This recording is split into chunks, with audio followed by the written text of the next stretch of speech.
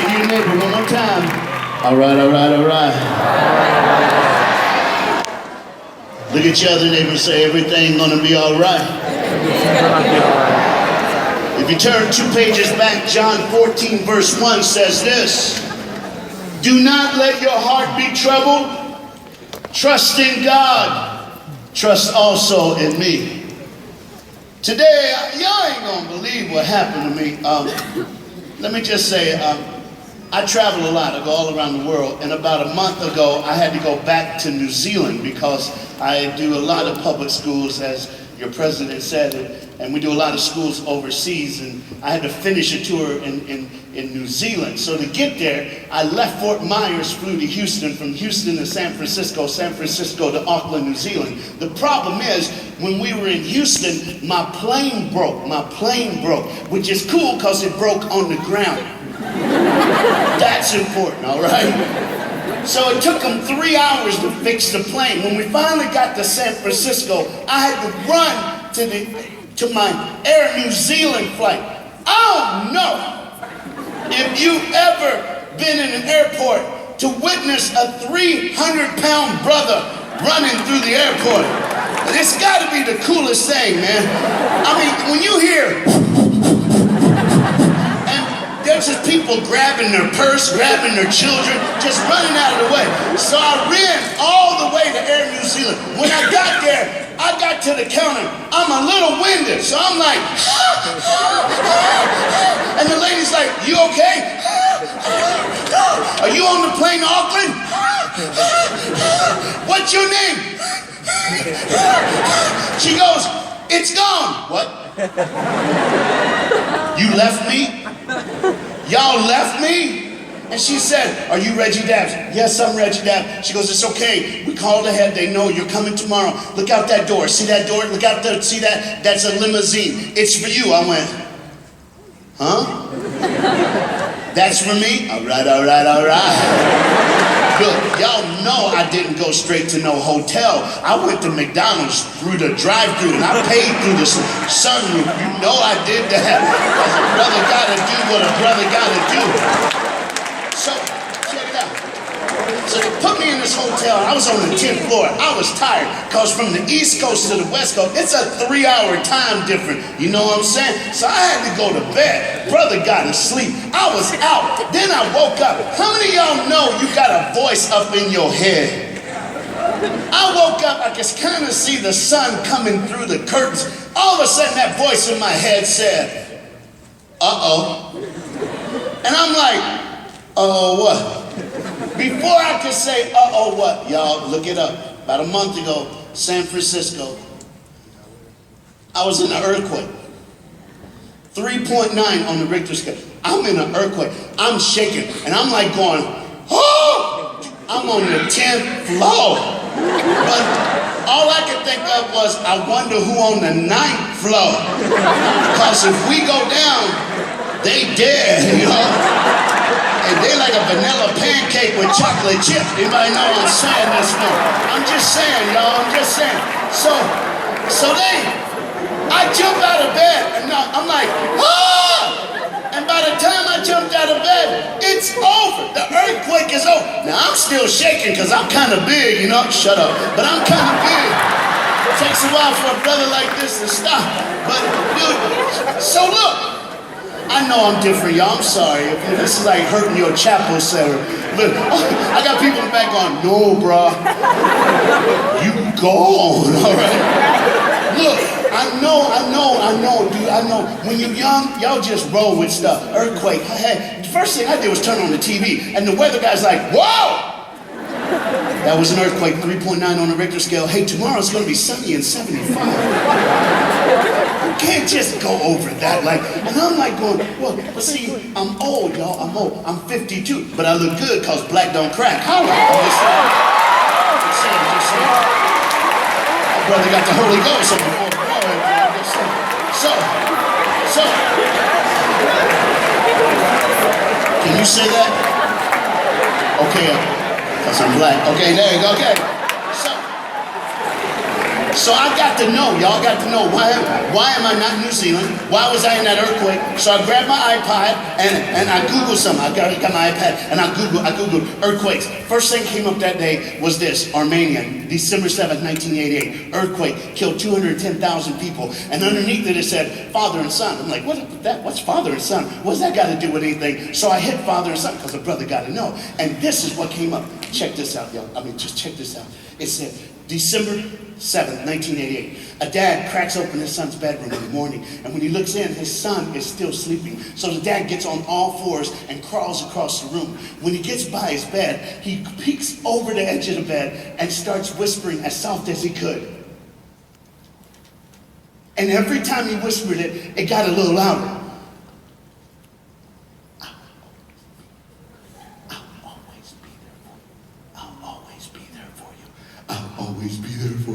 I'll always be there for you.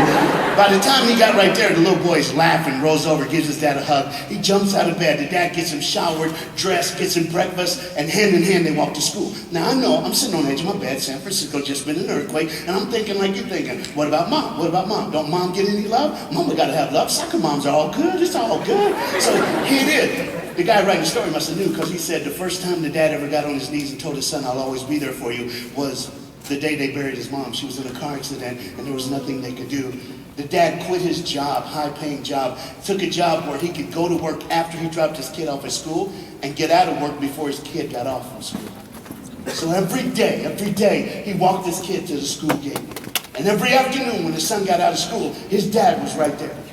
On December 7, 1988, they walked to the school gate. The dad got on his knees and said, I'll always be here for you. Gave him a big hug, kissed him, and the boy went up the steps into the classroom. The dad turned and started walking to work. The dad got 4 blocks from the school when that massive earthquake hit 10.0, 210,000 plus people gone. He stopped, and while the ground was still shaking, all he could think was, my son, my son, my son. So he turned around and started running back to the school. He turned left, he turned right. When he turned to where he could see the 3-story elementary school with 1,000 kids in it, what he saw with his eyes made him vomit on the concrete. The school was gone. Totally gone. Flat to the ground. Everybody gone. He could hear women screaming, my baby, my baby, my baby. He ran to the gate where he dropped his son off, and this dad closed his eyes and he started thinking, what am I going to do?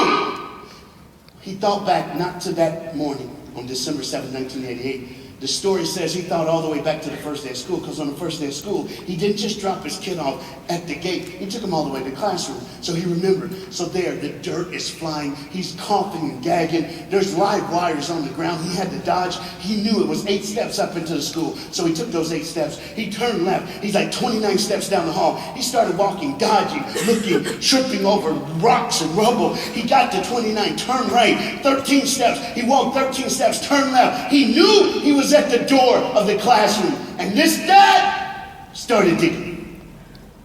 The story said he dug for 5 hours, 9 hours, 12 hours. At 15 hours, his hands were bleeding so bad, he thought about stopping, but he didn't. 19 hours, 21 hours, 24 hours, a whole day he dug. 29 hours, 30 hours, 35 hours, 37 hours, 39 hours. At 39 hours, he saw this big boulder. He couldn't get it. He saw a piece of iron, so he pried it between the boulder, and he started pushing down on it. When that big, huge rock finally popped over, it had been 39 hours. Couldn't feel his fingers. He could see the blood. With everything he had left, he looked in the dark hole and he yelled, son! And he can hear his son yell back, Dad! I knew you'd come. I knew you'd come. And the dad goes, give me your hand, son. As he laid on his belly, he put his hand in the hole. The son goes, I can't. He goes, are you stuck? He goes, no, Dad! You got to get my friends first. And the dad started pulling kids out, 5, 9, 12, 18, 19, 23 kids. And that 23rd child was his son. Okay, I'm sitting on the edge of the bed in San Francisco, and no joke, I'm weeping. I am weeping. Some of you are like, that's a pretty moving story, but you're big, black, and you got a goatee. Why are you crying? Because it hit me. You see, no one would come for me. No one would come for me. Let me explain. I'm sure you guys are used to hearing the greatest preachers on the face of the planet Earth, and I am not one of them. So I figure I might as well let y'all know who he is. I was 8 years old when my mom and dad came to school for parent-teacher conference. Y'all remember parent-teacher conference? If you hated parent-teacher conference, clap your hands. I even wrote Obama. I said, get rid of parent-teacher conference. He ain't listening to nobody. I'm just saying, dude. So all of a sudden, man, I'm sitting there. I'm 8. And I'm the first name on the list. Mom and dad come, sit down with the teacher. 10 minutes in, we walk out of the classroom. I notice something. All my friends are with their parents, and I notice something. All my friends' parents are young, but my parents are like old. So I'm like, what's up with that? Now I was taught if you got a question, ask. Never be afraid to ask. So in the car going home, I just yelled to the front seat. I was like, hey! Why y'all old? Okay, look, don't ever do that. If you're a freshman, don't do that, all right? Don't ever do that.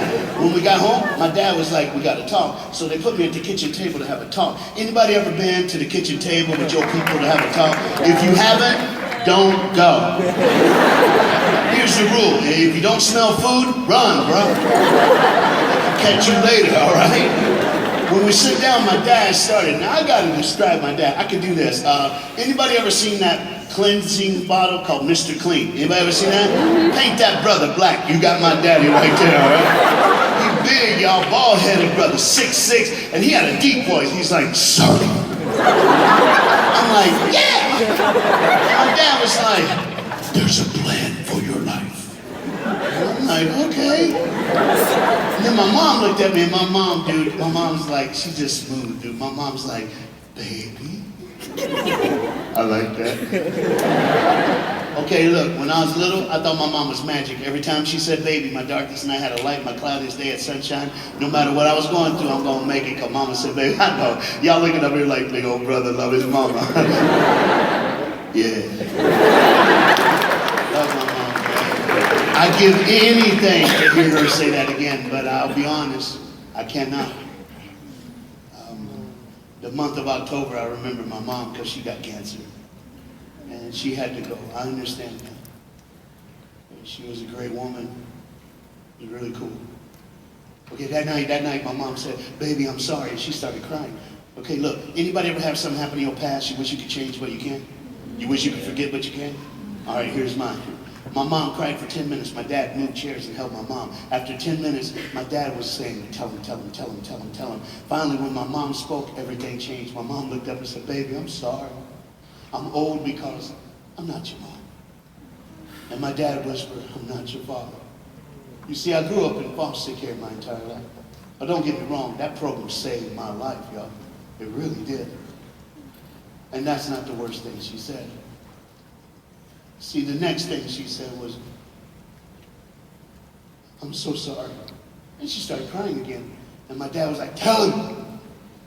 And she said, you have a brother, his name is Keith. You have 2 sisters, Annette and Jeanette, they're twins. Your mom, she kept your brother.